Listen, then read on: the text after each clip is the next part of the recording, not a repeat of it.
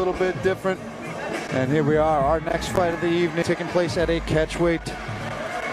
We've got Mike Gagnon taking on Jacob St. Fort. Gagnon out of Gorilla Crew Fitness.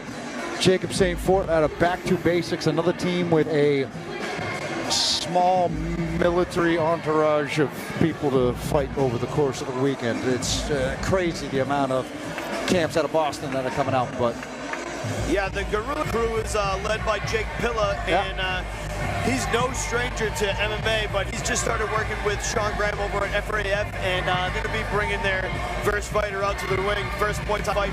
Talked to Mike Gagnon upstairs, 2 years old, and he's really excited to be getting the action started for Gorilla Crew in this Ring Titans 1 card.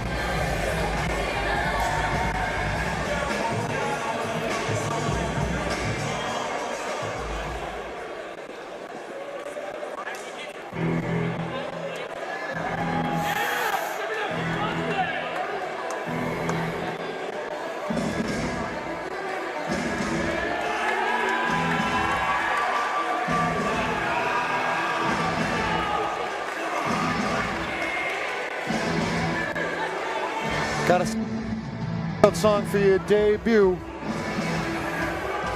This will definitely get you amped up as Mike Gagnon takes these steps for the first time, and you never ever know what you're gonna get. Two debuting fighters. It's always a treat to see two people take that first step and dip their toes into combat sports against each other. I think it's produces some of the most entertaining fights, because it's a totally, everybody gets the jitters when you're going in to fight anybody, but that first walk, there's nothing like it, and we've got a lot of that on. Yeah, you don't have any, I mean, obviously no prior experience, no prior kind of memories to pull from, but I mean, shoot, even after 30-something fights, you still feel it, but at least you know what to expect.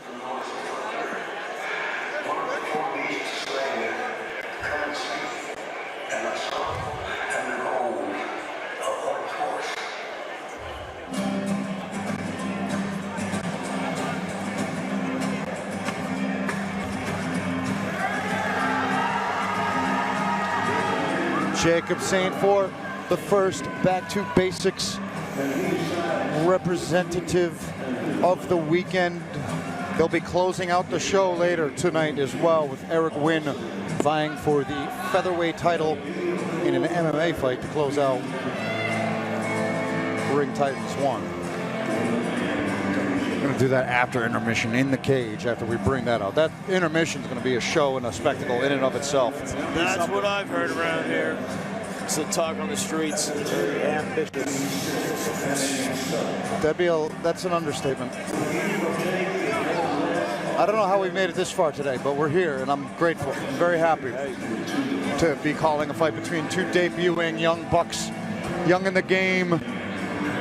And they're both coming from tremendous camps with extremely experienced corners behind them that...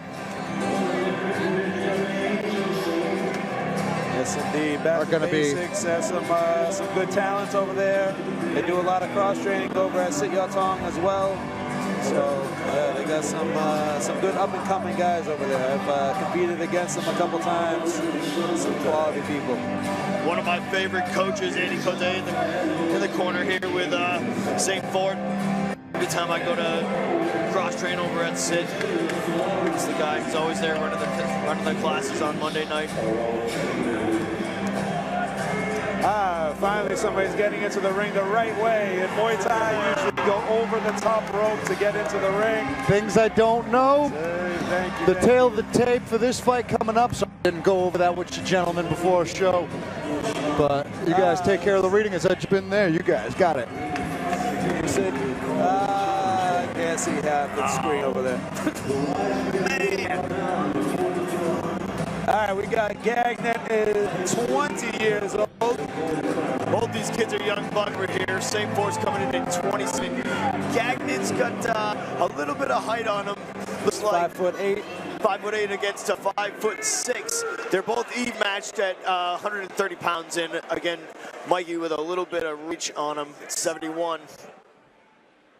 Ladies and gentlemen, our next fight is brought to you by R.J. Olson Plumbing and Heating. And now for an amateur Muay Thai fight taking place at a catchweight, scheduled for 3 rounds, 2 minutes apiece. And ladies and gentlemen of Plymouth Memorial Hall, make some noise for both of these fighters are making their Muay Thai debut. Introducing to you first, in the red corner, standing 5 feet 8 inches tall and weighing in at 130 pounds. From Lowell, Massachusetts, he's representing Gorilla Crew Fitness. Let's hear it for Mike Gagnon.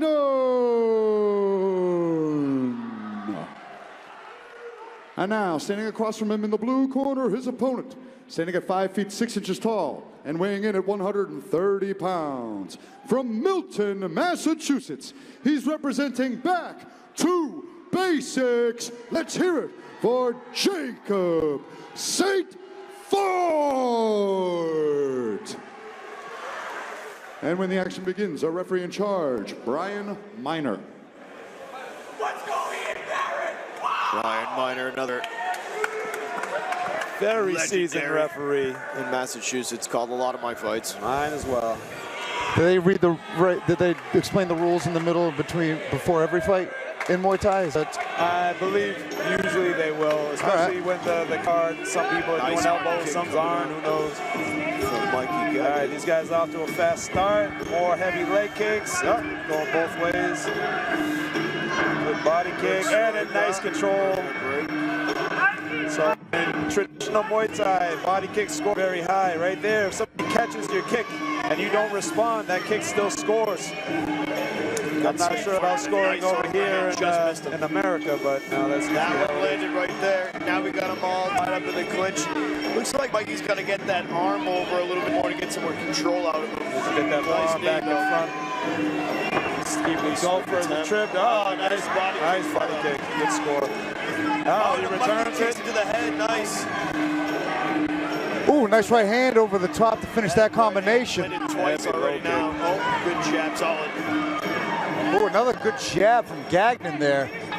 These guys have both landed successful strikes and a great timing of the caught kick. Nice catch and sweep. Good jab, low kick. But he responds with the left kick. Left kick's a big scoring weapon. Mike better get that hand up in the front or he's going to get caught with another overhand. St. Fort is just ducking his head and looking for it. That's the downside of throwing heavy hands in Muay Thai too. Another overhand there lands again. I'm impressed with Gagnon's in and out. He's seeming to get out in perfect range to throw his hands effectively. That's a couple big low kicks and then a good knee in the clinch. Nice jab on the outside. Ooh, big right hand, and he's getting reactions. Now the elbow should come in where he starts to get close like that, jammed himself up, and the inexperience, I think, just caught him there. I mean, recovered well. He had him wobbled, and they both returned to the corners of the belt. Jacob St. Fort showing true composure, and they're getting rocked. His legs went a little jello-y on him, kind of. Yep, Bambi legs, Bambi on ice. But he recovered well, kept his composure. He did. He would have got caught with a standing 8 count there by Brian Miner had he not returned to action quickly enough, and that'll cost you a lot of points again in the round. Yeah, I do believe that the scoring criteria in Massachusetts, that once you're allotted a standing 8 count in a round, you're immediately losing the round 10-8.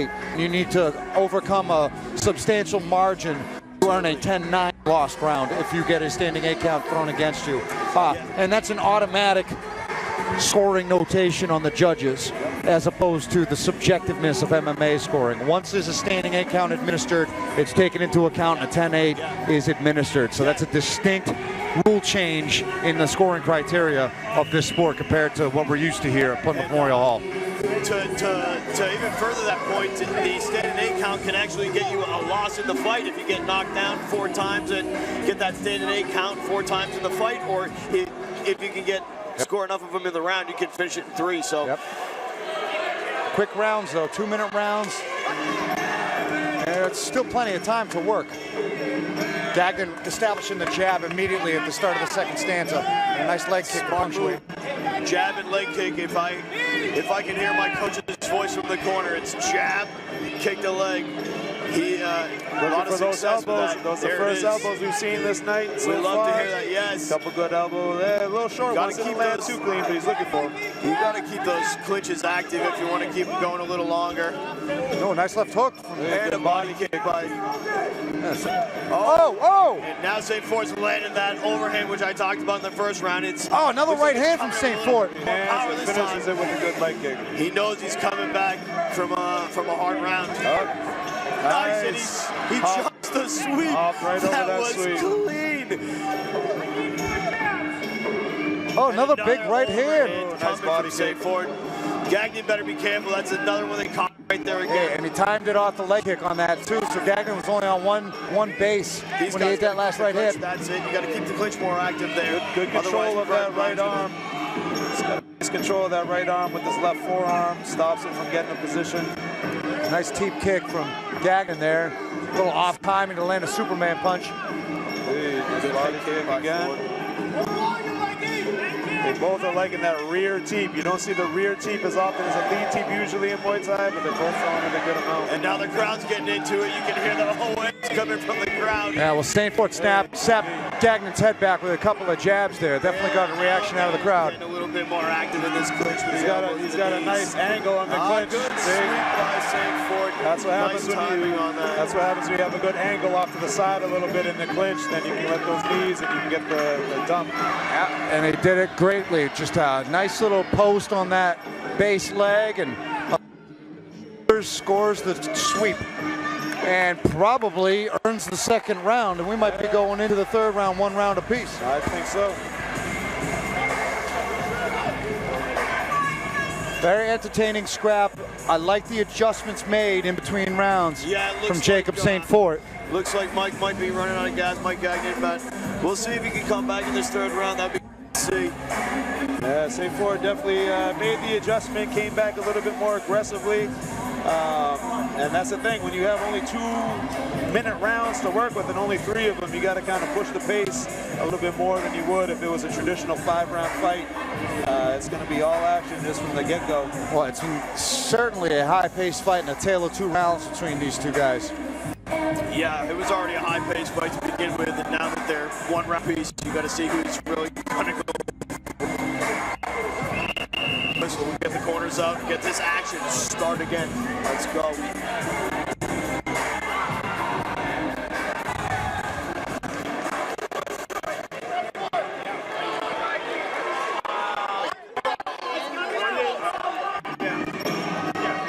Oh, big right hand from St. Fort right there. Nice timing on the teep. Those rear teeps. See, be more active in the clinch, and that's probably going to get broken up. There's nothing going on. Oh, but he scores with this position. The way to score in the clinch is with position. If you can break the other person's posture, that's going very well for you in Muay Thai. Nice elbow, Nice elbow. fighters. Good knee. There it is. St. Fort a lot more dominant in the clinch right now, even though Nice elbow. he's looking for the handle, going Big- over the top. Big reactions from this onslaught from St. Fort, and the stick count's administered. So there it is, a 10-8 in the swing for St. Fort. Gotta go into the neutral corner. That's very common. You don't see that in the octagon. You gotta make sure you hit one of these white posts, or opponent's getting a standard 8 count. Has to come back strong. He has to get up down of his own or out if he wants to win. But let's see what happens. With the back from the round 1, shaky leg. St. Fort looking nice with the elbow off the clinch break. Here comes another knee from St. Fort. Being very dominant in that clinch break. Yeah, that clinch is causing a lot of tear. Nice elbow over the 30 seconds in this fight. Oh, big right hand. That dropped him. That's a second. He's gonna have to that count. He's gotta get up. Oh, he's only got a short time left. He's gonna pop back up quick. Seconds left in this fight. The crowd is erupting. Been action-packed. He's gonna knock him on the to win this fight, Heimer. What a fight. Mike then coming out, establishing dominance of the round, and then St. Fort climbing back in. Minute as the fight went on, it became more and more in his favor, and he likely did enough to sweep the submission to the decision Those two in this one. counts pulled him ahead. Yeah, there's no way. That would have been 7 rounds because he dropped him twice. Very well could be. Well, I get to find out soon. Keep chatting about what you saw. Absolutely. Give these the compliments from your expertise and like from the commish. Well, certainly compliments go all around if it gets in there, but they put on a show like that, tip of the hat for them. The scoring in traditional Muay Thai is a little different. They typically score up the whole over the rounds, and the 5 rounds get 10 apiece, and you could be looking at 50 points, different than boxing, MMA scoring, of course. Yeah, Muay Thai scoring is a very tricky thing around. There's stadium-style Muay Thai, there's entertainment Muay Thai, there's a lot of things out there that do it a lot of different ways. Right now, though, the way that Jacob just back, I think he used his dominance in to really seal the deal. Here's Andy with the announcement.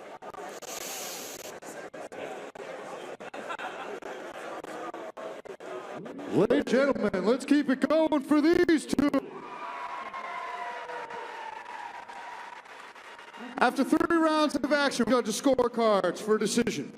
With scores of 29-20, 29-26, and 29-26, we have your winner by unanimous decision, Jacob St. Fort.